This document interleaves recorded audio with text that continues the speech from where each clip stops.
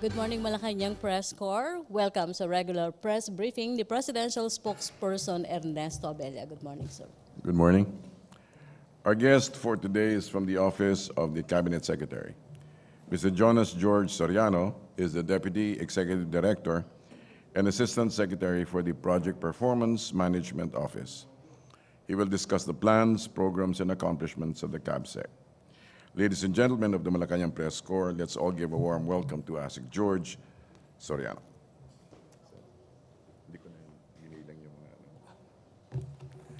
Good morning po. Just wanted to report to everybody what we've been doing for the last almost more than a year. And we are guided by 4 basic documents: Executive Order number 99, Executive Order number 1, Executive Order number 6, and Executive Order number 9, and our approved organizational structure. What we've been doing for the last few months, we've been in charge really of making sure that the executive part of the organization of the President, through the Cabinet and its various agrupations, are regularly meeting, and at the same time providing the necessary mechanism for participatory governance and feedback. For the last almost more than a year, what we've managed to do is really work together with the various organizations in setting up the presidential agenda. We are now gearing towards moving that agenda beyond just making it a promise, but moving towards delivery. Part of our delivery mechanisms are first the cabinet clusters, and the most active ones led by the HDPR, Human Development Poverty Reduction, the economic cluster. We hope to meet with the infra cluster. We're trying to set it up before the end of this month, and then meet also with the participatory governance cluster. The other clusters that are continuing meeting are the clusters for security, justice, and peace, and the cluster for climate change and disaster risk reduction. We believe that part of governance is making sure the mechanisms that run up to the cabinet level are always and in constant flux of meetings to make sure not only that they are just discussion points, but make sure that the agendas are really made and put in place and actions are made.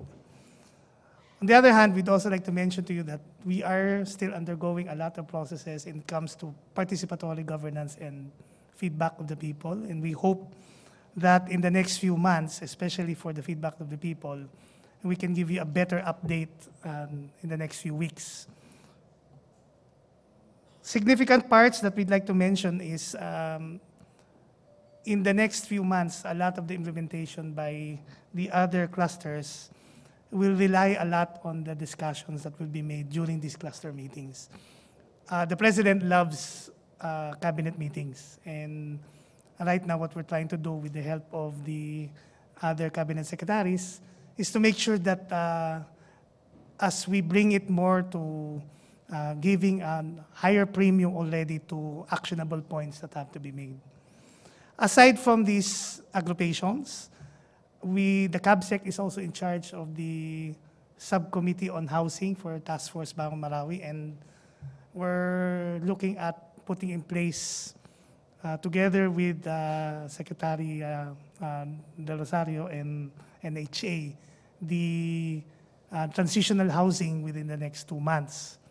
Hopefully this will also be put in place in a way that we're not only building houses or homes, but we're also building communities. The other one that we're also working on is the group where the President has released an order recalling the formation again of the Task Force Yolanda. We've decided to do a lot of the meetings of Yolanda already in the area instead of doing it here, so that we can have direct engagement with the stakeholders in Leyte and in Region 8. All of this and the other mechanisms, you will see more and more of this, because these are also the arenas where the different cabinet secretaries and our President brings about policies, and at the same time make sure the programs are implemented. So, for now, this is all. Thank you very much. MPC, you have question for ASEC Soriano? Joseph Moro? Sir, yung update na lang sa Yolanda Rehab, may mga reports of the shelters being substandard. What steps have we taken to investigate or do something about it? There was a committee hearing in Congress kahapon, and the NHA administrator was really, he began his speech by saying, a lot of what has happened before, minana niya. So what is happening now is there's a cleansing, of course, of sino ba talaga ang dapat maggawa ng bahay. Kasi there have been reports na umabot sa amin.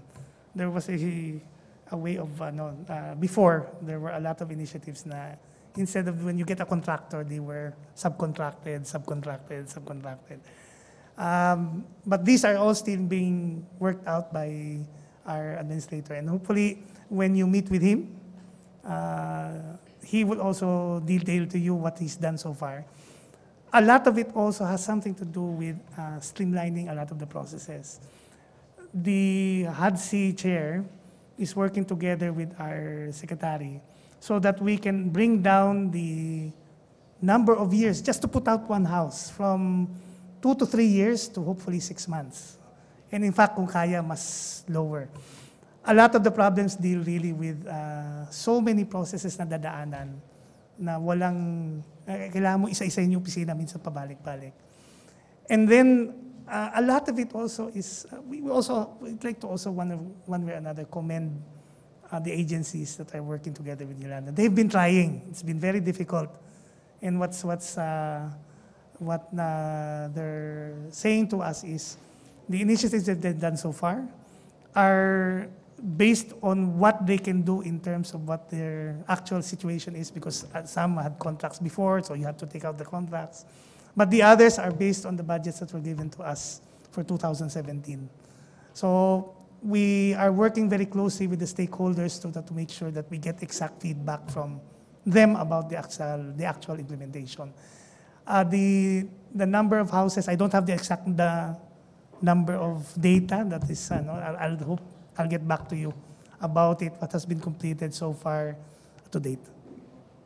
Okay, MPC question? P. Aranyada? Hello. Morning, sir. Sir, in the Senate yesterday, the PLLO was scolded by senators because there seemed to be a disconnect between their job of linking the executive with the legislative. Since the cabinet secretary also handles policies for the president, were you surprised by this issue, this concern, and what could be the steps taken to sort of improve the PLLO and the way they coordinate with the palace on the laws that the Congress is trying to pass? Well, I'm not privy to how PLLO does it. Our office kasi has a liaison officer also to the Congress. This is ASEC Eve Cruzada. So what we try to do on our part is to make sure that the agreed upon agendas and the priority listing of bills are also monitored by us in partnership with them. And we work very closely with PLLO because we feel that the office that's supposed to coordinate with the Senate and the House is really the PLLO. So we do that in partnership with them. I'm not sure how, so far with us, we have no problems, but I'm not sure kasi what happened yesterday. So maybe it would be better that PLLO would discuss that.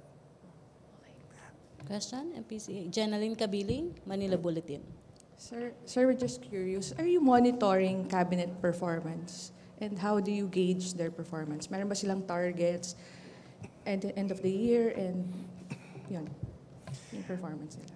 We're supposed to monitor the performance of the top 26 agencies. And what we've noticed so far is from the slow utilization of budget since the first quarter, medyo naghahabol na. I think there are agencies more than 50% na yung nagamit na budget. what we need to put in place is really, ang dami kasing activities eh. I think what we need to, where we want to work together with the cabinet secretaries and work out a more outcome-based monitoring. What we have in partnership with NEDA and National Security Council and DBM, together with PMS, is more the output-based. We tried actually through, PMS tried to also shift them towards that. And that's where you receive this SONA report. If you notice, I hope you all got a copy. But what we'd like to do is to shift them more towards ano talaga ang impact on the ground. So hopefully, our first report, which is straight to the President, we're waiting for his initial comments so that we can retrofit it. But one of the things that he's always said in the cabinet meetings, ang gusto kong makita ay hindi nyo may natapos. Ang gusto kong makita, yung nakikita ng tao. And there he, in most of his press conferences, always said that, paano nyo natitiyak na yung proyekto ng tao, dumarating sa tao, at nakakatulong sa tao.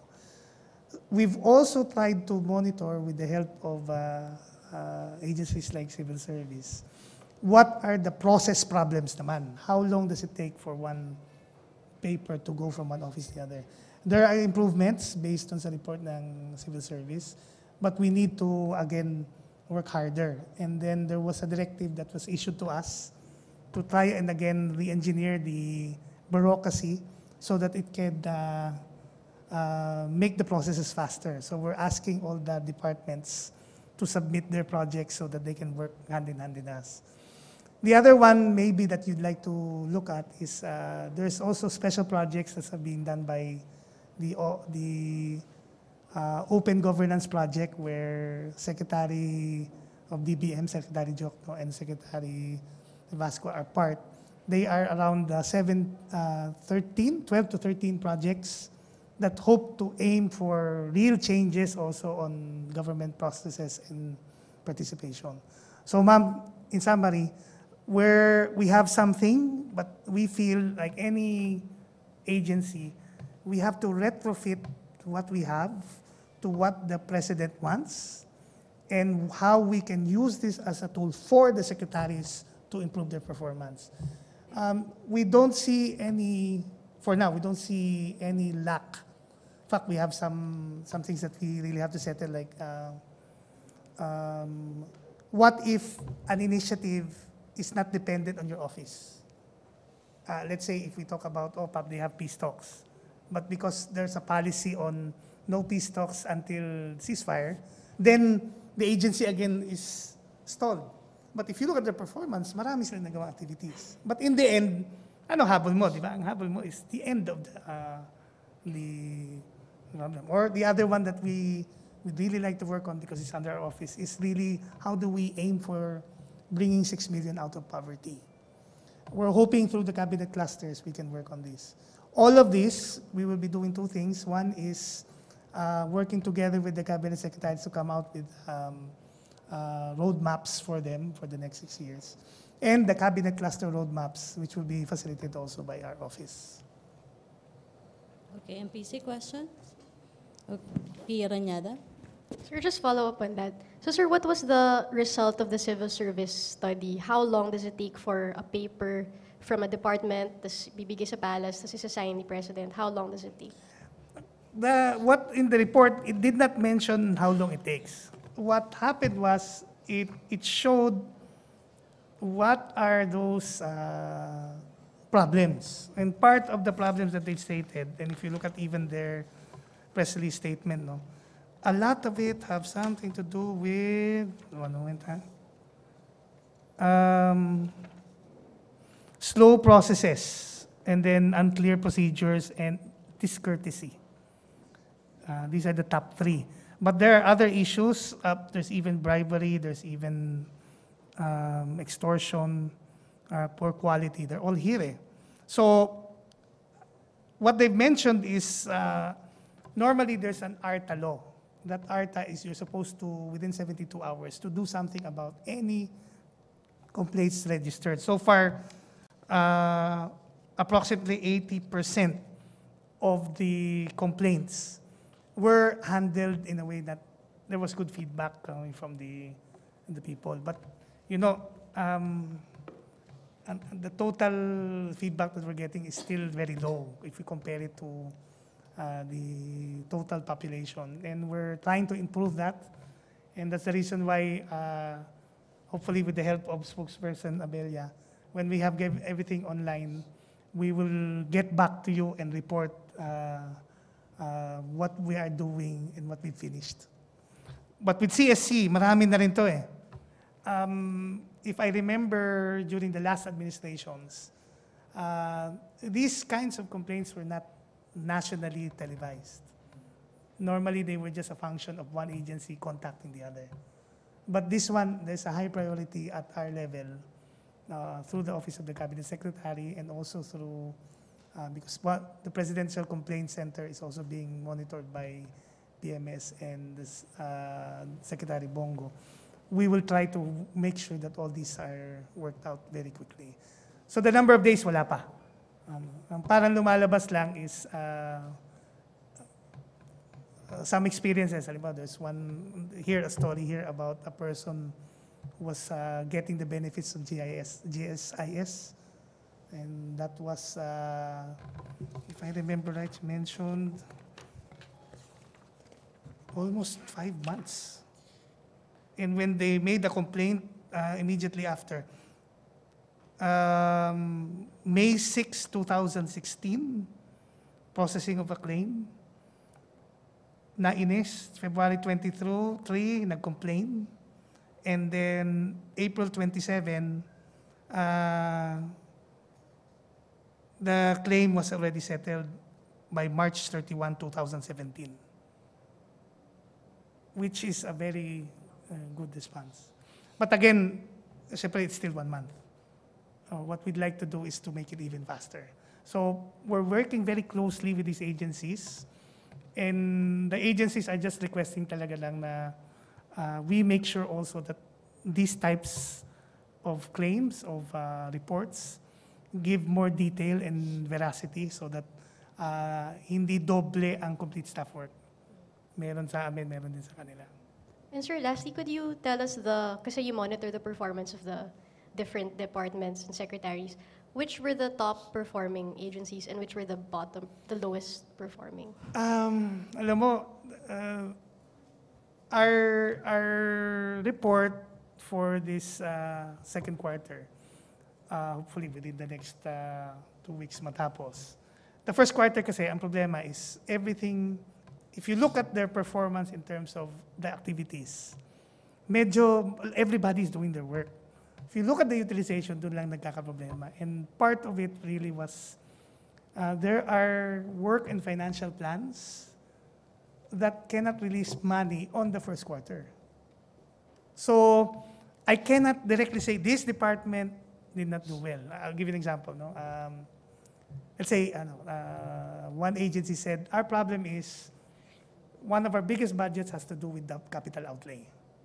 But capital outlay makes a negotiation process that's by law required to do this. And we could not release during this first quarter because we're expecting, even though we started on January 1, lumalabas, second to third quarter namin makukuha yun. So, these kinds of issues are the ones that are bungling a lot of the agencies. It's really how to make sure that they can make their activities well. But if you look at each agency in terms of how many people have they served, how everybody has it. In the end, I cannot totally say to you again, Pia, na this top performing, this low performing.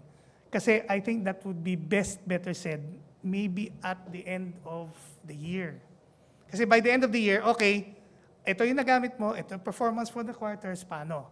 Kasi we've been noticing, we did a little checking with the agencies. And they showed us the work and financial plans. Yeah, but this is our problem, ito. No? Kasi all of them, they don't want to report to the president that says they're not performing. And when we wanted to check, we said, oh, totoo naman, they're performing, but there are certain things that were not released immediately or not done immediately, or they're part of the work of financial plans. Kaya, for now, I can't state which one. Magkita tayo ng January. Mas safe ako, January. Kasi I can already latag na yung all of this. Okay, thank you, Pia. Questions, MPC? No more? Thank you, Assistant Secretary George Soriano. Presidential Spokesperson Ernesto Abella.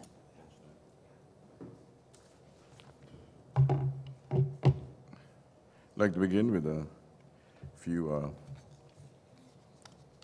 some notations.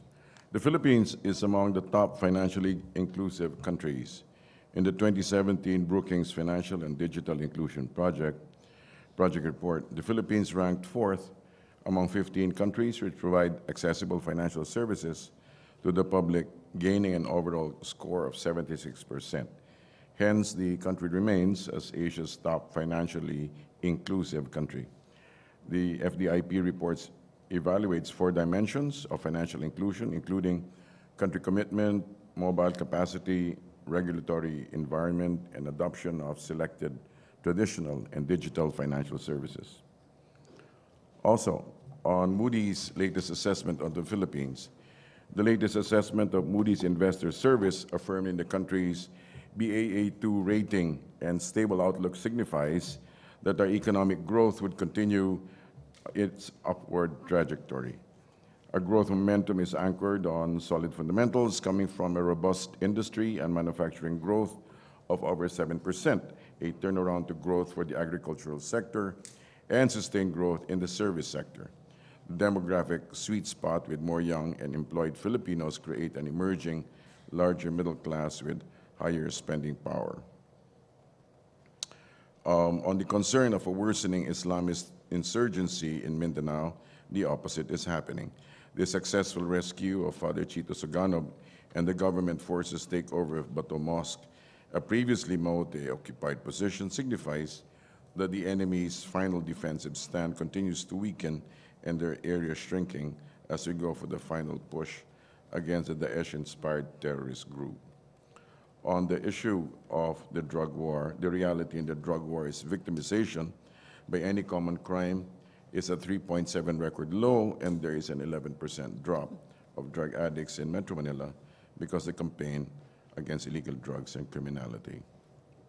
We do likewise acknowledge Moody's fair and balanced analysis that political risks, such as has been mentioned, do not appear to have weighed in on the strong economic fundamentals, nor have derailed the government's economic reform agenda. Something you might be interested in on September 21.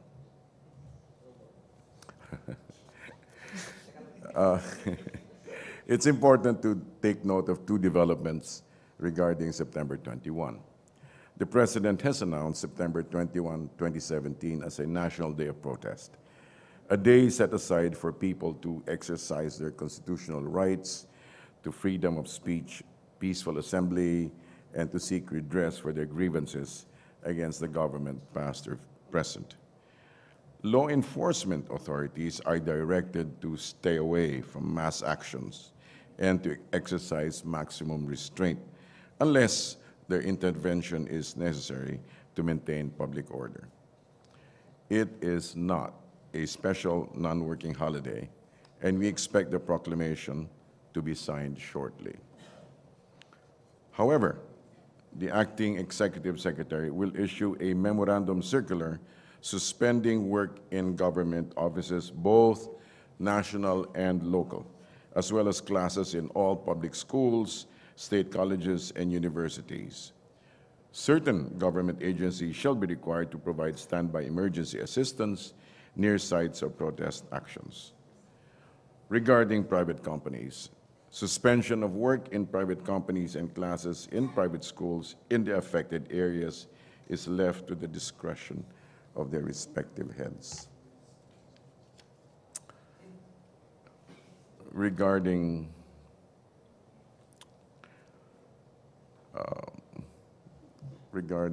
legislative officials having immunity, just a short comment. The President himself continues to observe a modest lifestyle, and he seeks no special treatment, whether inside or outside the palace. We hope our colleagues in Congress, especially our allies, can bring themselves to do the same. We're open to a few questions. Question, MPC? Joseph Moro.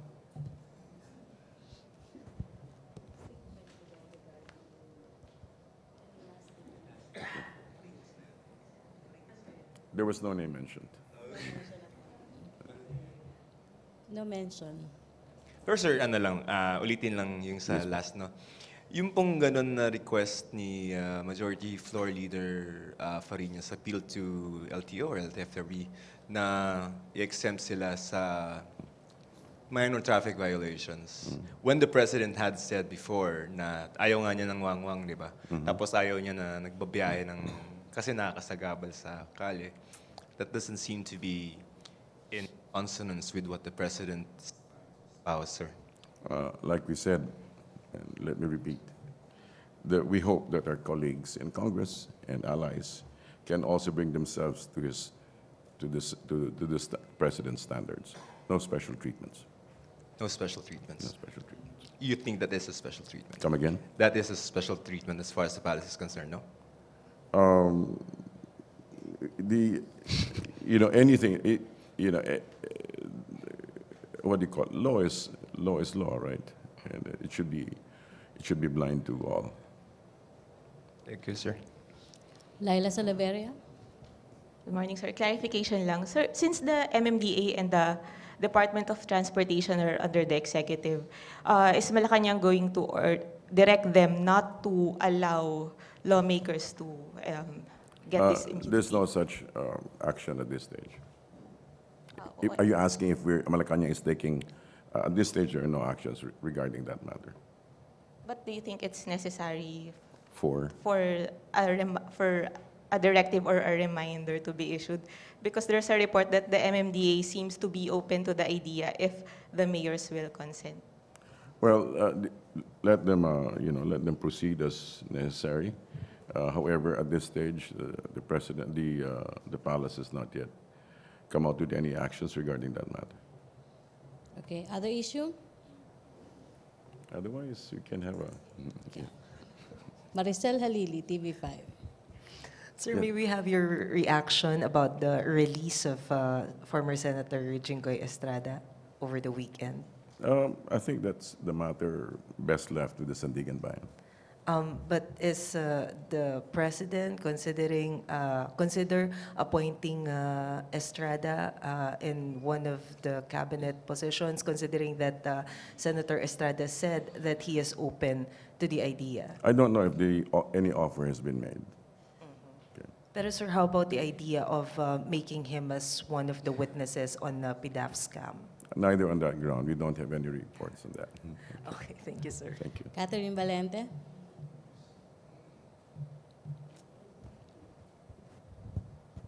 Good morning, sir.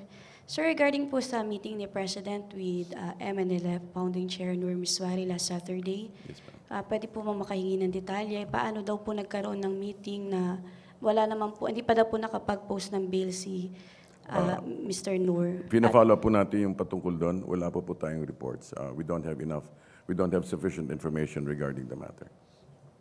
Okay, MPC questions? Ina Andulong.